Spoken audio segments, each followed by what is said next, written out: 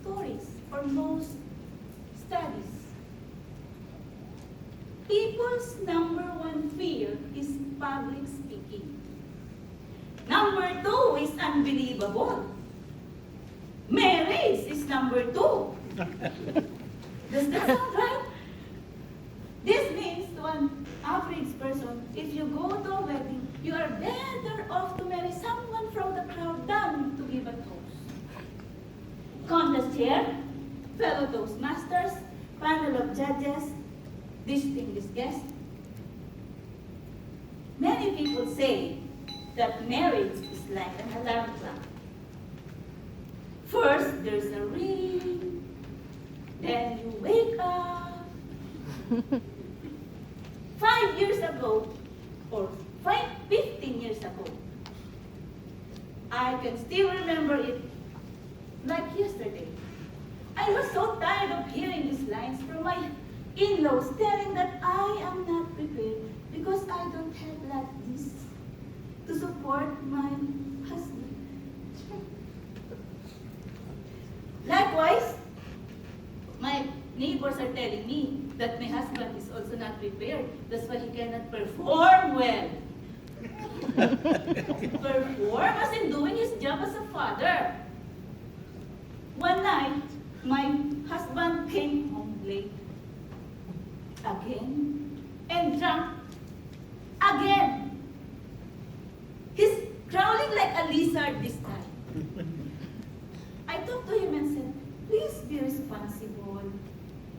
I don't hear anything but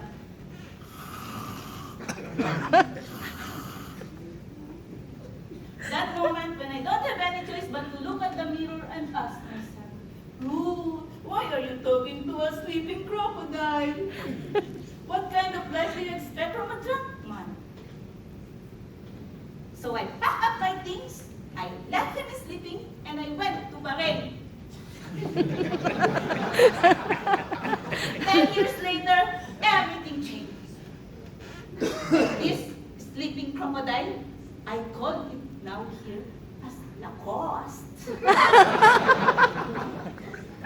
This Lacoste is now convincing me to go back home for good. Wow. Sorry, I am not ready to go home now. Ladies and gentlemen, how many of you have been using these lines? I am not prepared. Just to excuse yourselves from obligation, responsibilities, commitment, or engagement. I conducted my own evaluation, and please remember that this is according to my own opinion only. If you are a student, preparation is very important. If you don't study, and you have exam tomorrow, you will become a future cheater.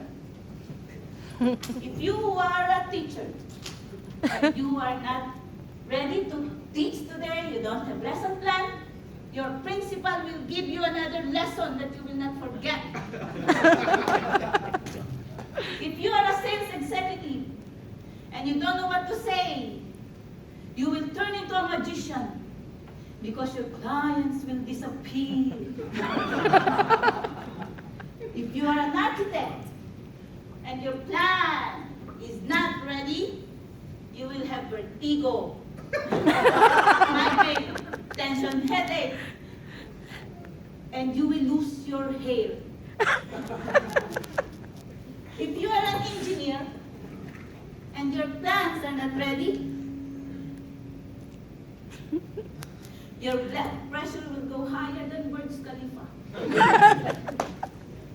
And if you are a forgetful husband, and you forget that today is your housewife's birthday, you better prepare yourselves when you go home. Right, ladies?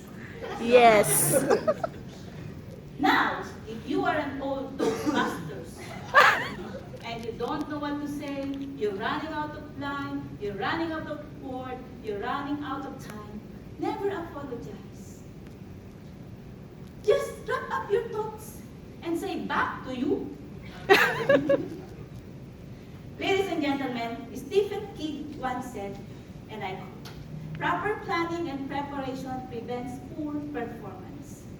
Preparation is very essential, not only in marriage, not only in public speaking, but in every aspect of our life. We can turn cramming into clapping, discontentment into contentment, high blood pressure into a big pleasure, and hypertension into a big or good impression.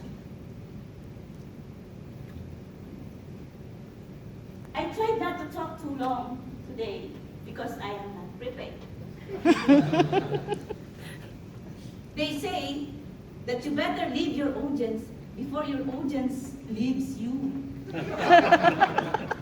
So for the next contestant, this is my question. Are you prepared? Back to you.